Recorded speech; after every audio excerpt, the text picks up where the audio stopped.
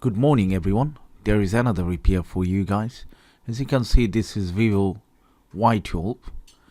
The screen already came off and completely ripped from the actual flex, as you can see. So today we're going to replace it, and we got the replacement, which is copy from online. It doesn't cost more than 25 quid.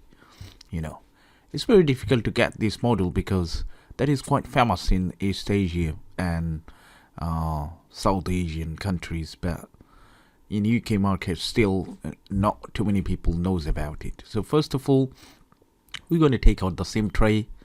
We'll take out the back panel.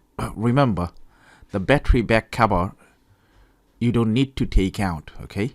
And these are the tools that you need: flat opening tools, paper card and plastic card, Phillips screwdriver, stuff like that, double-sided tape, and obviously you need the glue, which is adhesive.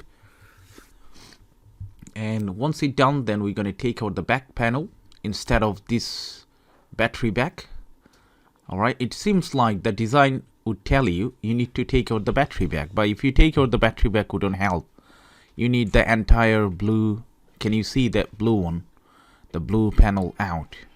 Need to get access into the motherboard and disconnect the battery and disconnect the actual LCD flex.